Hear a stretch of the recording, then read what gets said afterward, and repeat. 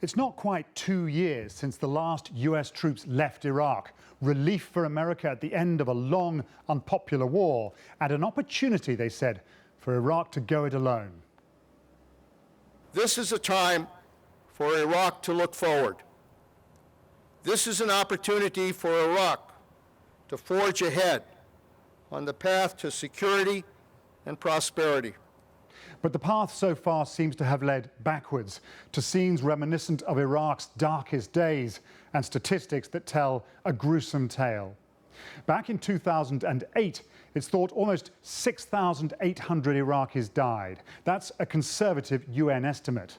The following 3 years saw a steady decline to a low of around 2,800 the year the Americans finally withdrew. But the numbers have climbed ever since. Already this year, the figure stands at over 6,000. Once again, Baghdad is at the epicenter. In recent weeks, there have been several coordinated car bomb attacks in the capital. But other parts of the country are being affected too. In September, a rare attack in Arbil, up here in the Kurdish north.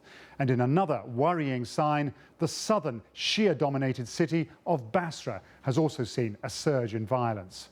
What does all this point to? The country's politicians have their fears. We hope it will not develop, but there's a real fear that the conflicts could develop into a civil war. So who and what's responsible for these disturbing developments? Well, as always, the country is awash with militias and armed groups, Sunni and Shia, all jostling for political and geographic authority. The central government is weak and divided.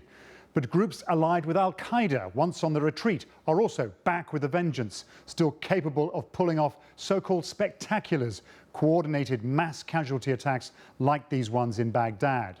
One of the largest groups is ISIS, the Islamic State in Iraq and Syria. As the name suggests, they're operating in both countries. To make matters worse, the Iraqi military is weak. It lacks firepower and discipline. Its approach to counterinsurgency tends to rely on mass arrests and collective punishment.